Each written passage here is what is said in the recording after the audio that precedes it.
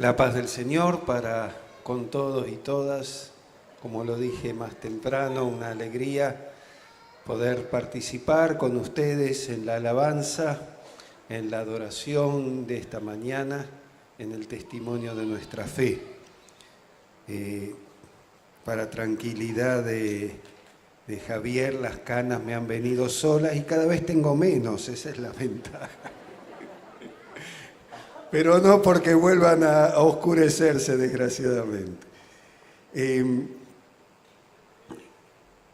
El texto que fue leído para nosotros esta mañana en el comienzo del culto es un texto central en los evangelios, porque es donde se define, de alguna manera, esa presencia especial de esta persona que es Jesús.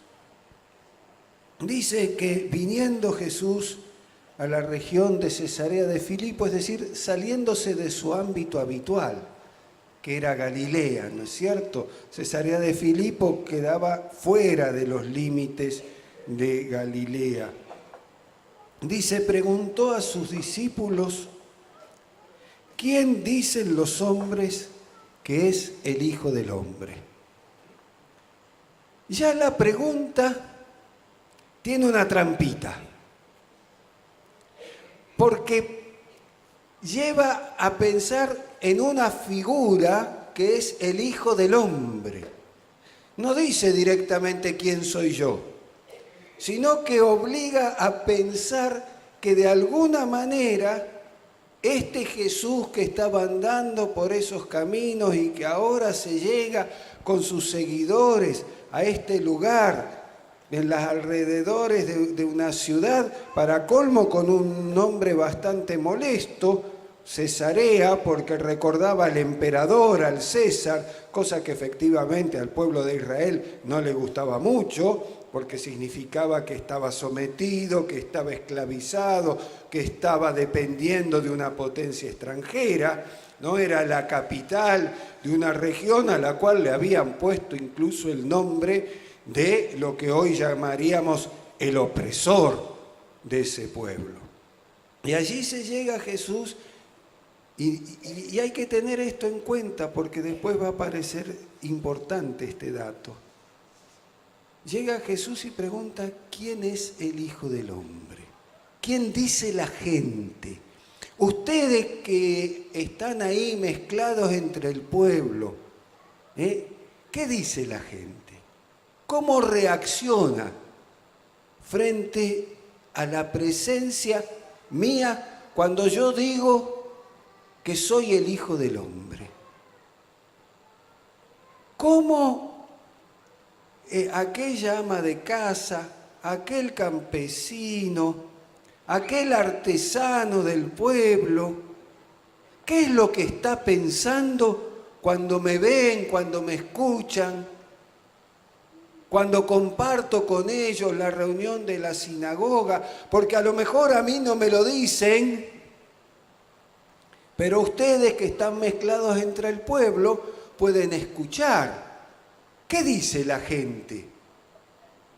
Jesús, y esto es un primer paso importante para todos nosotros, Jesús quiere escuchar lo que dice la gente. No, Él enseña, Él predica, pero no solamente eso, también quiere escuchar.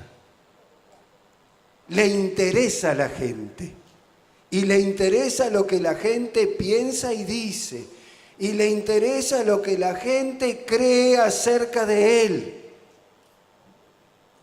No es un insensible que va por ahí y yo soy el Mesías y hago lo que me parece y que la gente no me importa. Sí, me importa saber qué está pensando.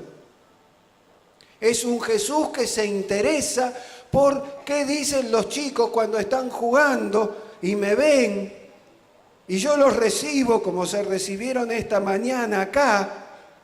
¿Y qué van a decir esas mamás y esos papás acerca de mí? cuando me presento como el Hijo del Hombre? Y los discípulos le responden. Algunos dicen que Juan el Bautista. Juan el Bautista que recuperó la cabeza, ¿no es cierto? Porque sabemos que Herodes se la había cortado. Y otros, Elías. Y otros, Jeremías o alguno de los profetas. ¿Por qué la gente, el pueblo, la gente sencilla, identificaba a Jesús con estos personajes? ¿Qué tenían Juan el Bautista, Elías o Jeremías que hacía que la gente, cuando lo veía a Jesús y cuando Jesús decía soy el Hijo del Hombre, se acordaran de Juan el Bautista, de Elías o de Jeremías? Algunos muy antiguos, otros bastante recientes. Entonces uno empieza a buscar qué tienen en común estos tres profetas. ¿Y saben qué descubro? Que los tres son profetas rurales. Juan el Bautista predica en el desierto. Elías es de Tisbe. Jeremías de Anatot. Ninguno de ellos viene de la gran ciudad. Ninguno de ellos recibió formación universitaria. Era gente del pueblo a la cual Dios eligió para llevar su palabra. Eran gente del ámbito rural, si se quiere. Amós, otro de los profetas antiguos, dice, ¿quién soy yo? Un boyero que junta higos silvestres. Pero el Señor me llamó y me dijo, andá y decí esto. ¿Y qué voy a hacer si no decirlo? Una vez que el Señor me dijo que lo tenía que decir. Y tienen otra característica en común. Tanto Juan el Bautista como Elías, como Jeremías, como Amós o alguno de los otros profetas, como se menciona allí. Y es que desafiaron el poder. Elías desafía a Herodes y lo acusa de inmoral. Elías desafía a Acab y Jezabel y los acusa de idólatras. Jeremías acusa al rey de no saber defender a su pueblo. Son profetas populares, rurales, que además se enfrentan sin temor al poder y pagan las consecuencias. A Juan el Bautista le costó la cabeza. A Elías y Jeremías les costó el destierro. Y la gente ve en Jesús algo que les hace acordar estos profetas. Alguien que está defendiendo a este pueblo frente a la inmoralidad de los gobernantes, frente al abuso, frente a la idolatría del poder. Por eso la gente común, cuando piensa, ¿a quién lo puedo comparar? Es como Juan el Bautista. Es como Jeremías, es como Elías. Empieza a ver en Jesús esta profecía, ¿no es cierto? Pero no cualquier profecía de un vidente que adivina el futuro, no es un astrólogo que predice cosas, es un profeta que defiende a su pueblo. Es un profeta que tiene el valor, ¿no es cierto?, de enfrentarse al poder. es un profeta que nos valora a nosotros, humildes campesinos. Y en cambio se confronta con los sabiondos de la ciudad que nos quieren imponer sus normas. No ven en Jesús un maestro de la ley. No lo comparan con los fariseos o con otros, lo comparan con los profetas y con los profetas valientes. Entonces ya Jesús seguramente ya la tenía, pero va mostrando este modo de ser en su vocación como hijo de Dios. Pero entonces toma otro paso,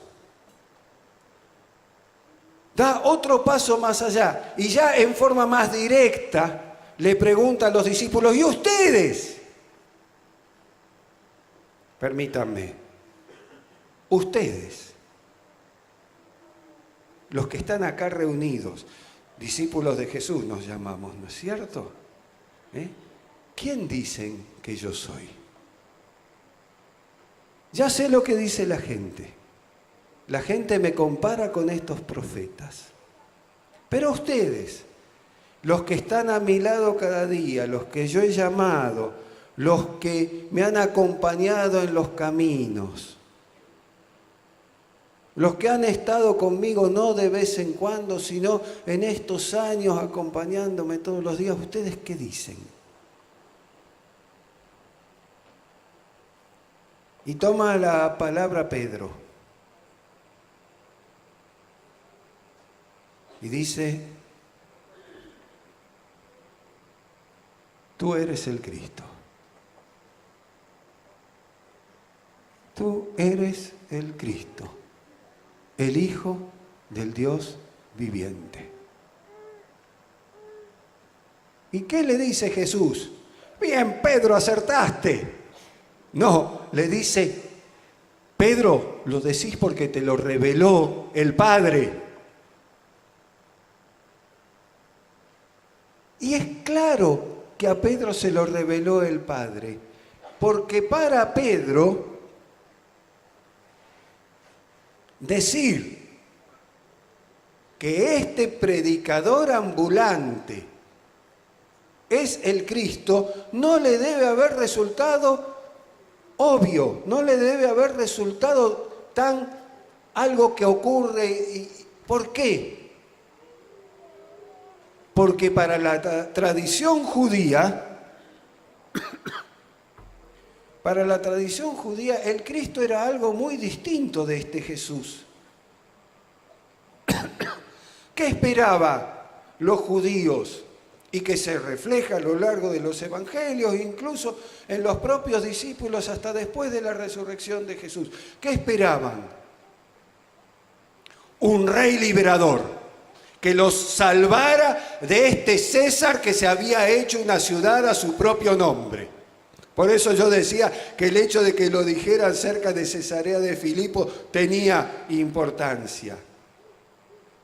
Para el judaísmo tradicional, lo que esperaban era que viniera un rey como David, un fuerte guerrero, capaz de derrotar al Goliat del imperio. Y Jesús no era nada de eso. No tenía ni siquiera la onda que tenía David. Y los discípulos se miraban a sí mismos y no eran el ejército de David. Permítanme la expresión, una banda de pescadores pobres no podían constituir el ejército del rey liberador. Entonces, decir que Jesús era el Cristo, el Mesías, no tenía nada que ver con esa imagen del Mesías que seguramente Pedro y los demás habían escuchado varias veces. Bueno, en Israel había otra imagen del Mesías. Justamente tomada del libro de Daniel, el Hijo del Hombre que bajaba de las nubes para marcar el tiempo final.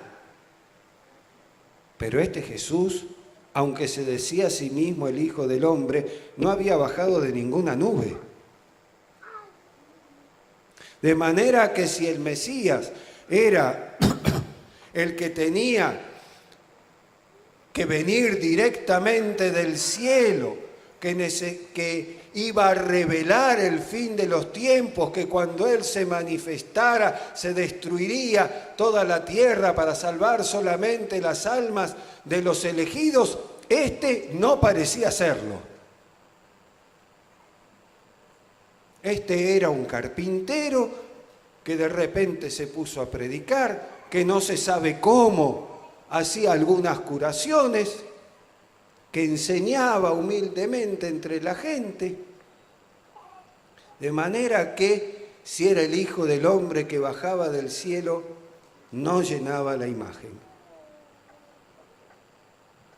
Y había otra imagen más del Mesías entre los judíos de aquel tiempo, que era el maestro de la ley. Algunos creían que el Mesías iba a ser el rey davídico que iba a liberar a Israel. No funcionaba. Otros decían que el Mesías iba a ser el Hijo del Hombre que bajaba del cielo, una figura celestial y apocalíptica. No llenaba. Quedaba otra, el maestro de la ley, aquel que conocía la ley de arriba abajo y que nos podía enseñar a cumplirla. Ay, hermanos, tampoco lo era. Este violaba la ley. En cambio de cumplirla, curaba en sábado y decía que la ley fue hecha para el hombre y no el hombre para la ley. Y le discutía a los fariseos de que ellos se quedaban con la ley en cambio de mirar a las personas. De manera que si se esperaba que el Mesías fuera el maestro de la ley, tampoco llenaba la figura. Por eso es que Jesús le dice a Pedro, te lo dijo Dios, porque si hubieras dicho desde la tradición de Israel, no le hubieras acertado.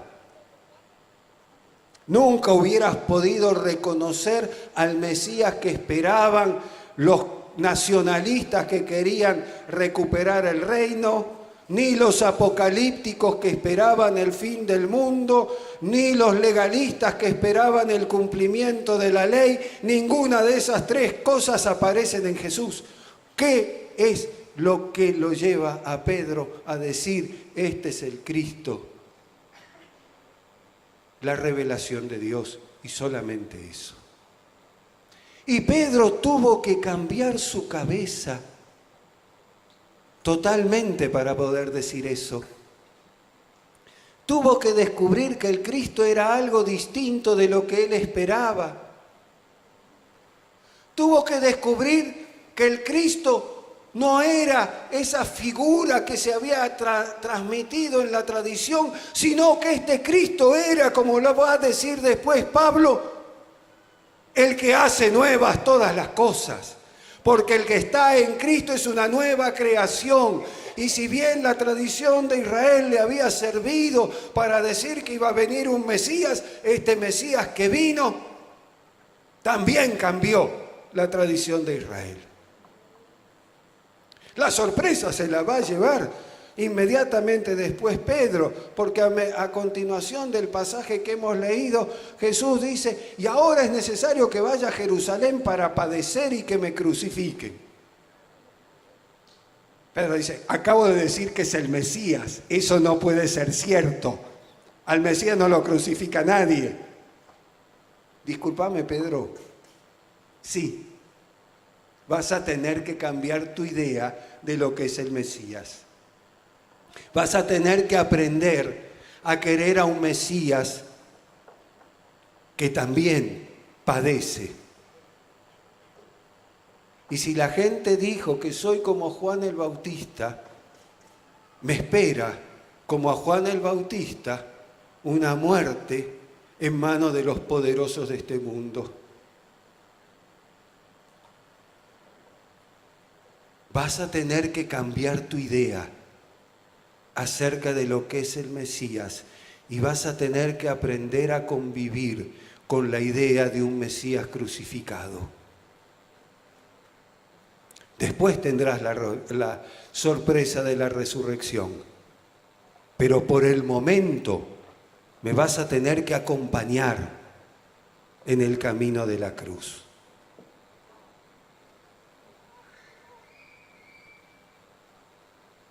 Y entonces ahora yo vuelvo a la pregunta de Jesús.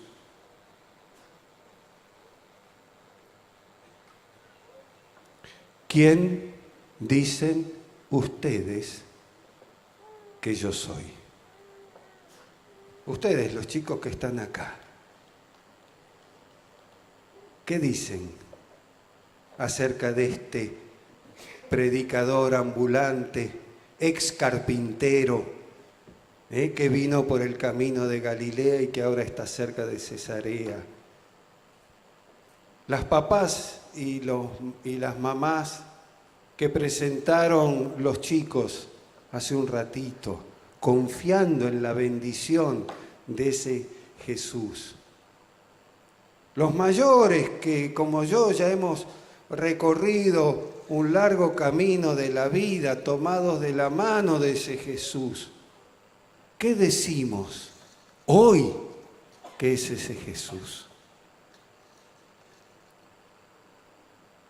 Y si nos atrevemos por la fe a decir, tú eres el Cristo, el Hijo del Dios viviente, sepamos todos, jóvenes, los padres de los niños, los de mediana edad, los mayores, que vamos a tener que cambiar nuestra idea acerca del Cristo una y otra vez, porque cada vez que viene se nos presenta de una manera nueva y distinta, y cada vez nos llama a nuevas caminadas con cruz y con resurrección. Y cada vez nos convoca de nuevo a acompañarlo por los caminos de Galilea y en la ciudad de Jerusalén, y a lo largo de toda esta historia de 20 siglos, para dar testimonio de que por la fe afirmamos, tú eres el Cristo, el Hijo del Dios viviente. Si nos atrevemos a ello, si confiamos en el Dios viviente que hoy nos sostiene, y si estamos dispuestos a afirmar, es el hombre, es el profeta y es el Hijo de Dios, y por Él vivimos, para Él vivimos, por Él somos sostenidos, consolados, y por Él tenemos que tener la valentía de dar testimonio cada día, en cada lugar, de que somos seguidores de este Cristo que va camino a la cruz en la esperanza de la resurrección, porque no es el Hijo del Dios muerto, sino el Hijo del Dios viviente. Amén. Los invito a orar, hermanos.